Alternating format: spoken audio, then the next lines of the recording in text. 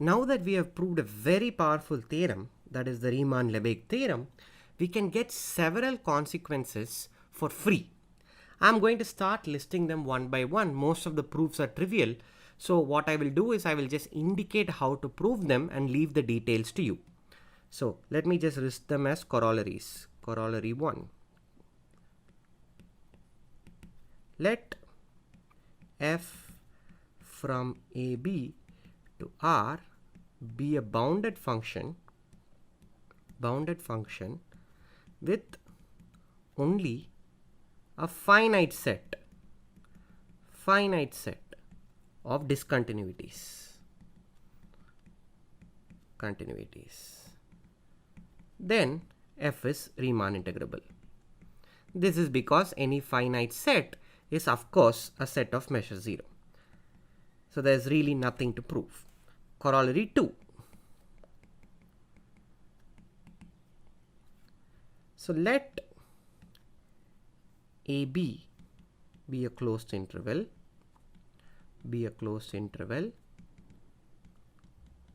and CD be a subset of AB. Okay. Now we define chi CD. This is called the indicator or characteristic function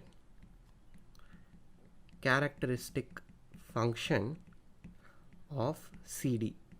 This can be defined more generally for any subset, but I'm just defining it for closed intervals for the time being.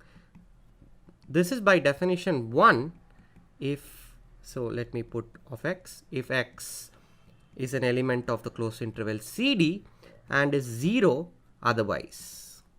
So this is a function whose value is 1 precisely at the points of CD and 0 elsewhere. Okay. Then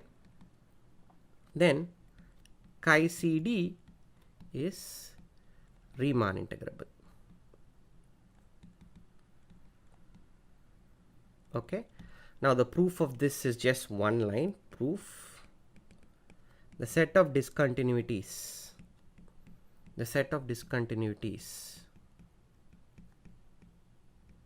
of chi CD is a subset of these 2 points C, D. Just these 2 points are the only possible places where this function can be discontinuous. So it follows from the previous thing that says that any bounded function with only a finite set of discontinuities is automatically Riemann integrable. So I'm going to stop writing corollary and just write a numeral because it saves time. The product of 2 Riemann integrable functions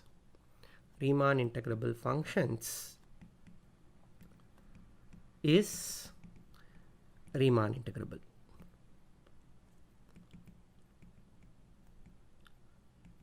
So let's see a proof of this. The proof is not hard.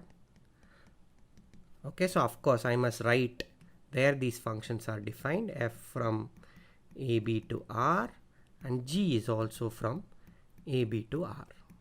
Okay. Now proof. So obviously f into G is bounded. Now the discontinuity set DFG, the set of points where the product FG is discontinuous, is of course going to be a subset of the set of discontinuities of f df union the set of discontinuities of G. Note, I do not write equal to, I just write subset, think y that this will just be a subset. Hence DFG is a set of measure 0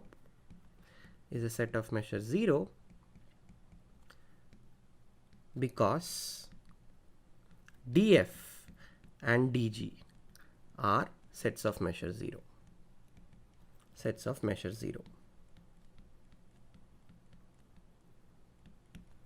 Okay, this is a really short proof. Let's see the next corollary. The next corollary is somewhat involved. Let f from AB to CD be Riemann integrable. Be Riemann integrable. And phi from CD to R be continuous. Be continuous. Then phi composed with F is Riemann integrable. Is Riemann integrable. Again, the corollary looks a bit complicated, but the proof is very easy. Proof. Let df be the set of discontinuities. Set of discontinuities of f.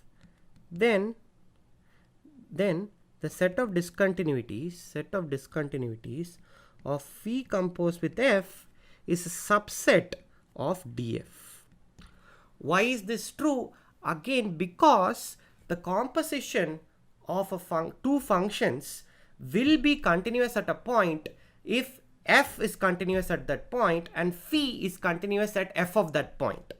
So if you take a point of continuity of f, then phi composed f will automatically be continuous at that point.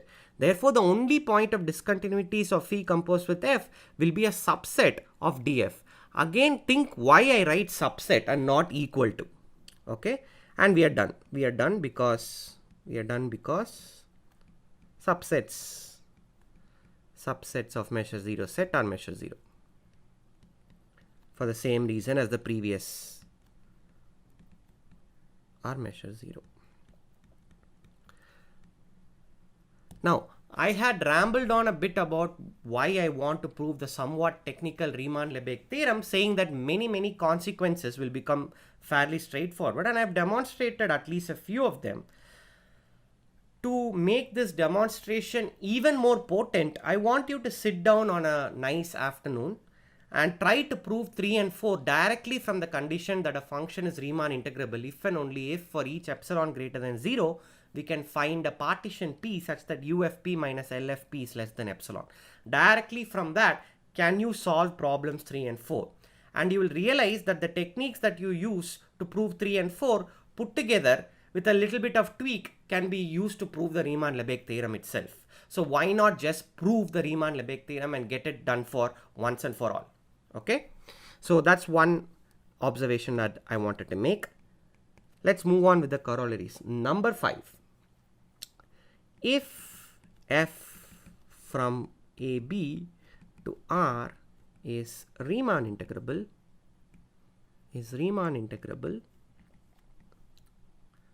then so is mod f. This is obvious because the modulus is a continuous function and you can treat modulus of f as absolute value composed with the function f and apply the previous corollary. So it follows immediately. 6. Let A less than C less than B. Suppose f from AB to R is Riemann integrable. Okay. Then so is f restricted to AC and f restricted to CB, and integral of f A to B is just integral A to CF plus integral B to C to B f. Okay. Again, the proof of this is very easy. Proof. Okay. F restricted to AC and f restricted to CB are obviously Riemann integrable.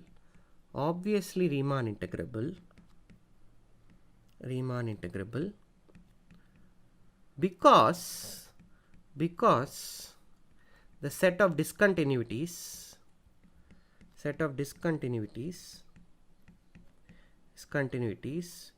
of each function would be a subset, of the set of discontinuities of f. That is obvious. Okay, so both functions will obviously be Riemann integrable. Now observe that I can write f as f into chi AC plus f into chi CB. I can write the function f as a product of the function f and chi AC plus f into chi CB. Okay. Now, with a little bit of thought, it's now clear that integral a to b f is nothing but integral a to b f times chi AC plus integral a to b f into chi CB. This just follows from linearity, which we have established in an earlier module. This is just linearity. Okay.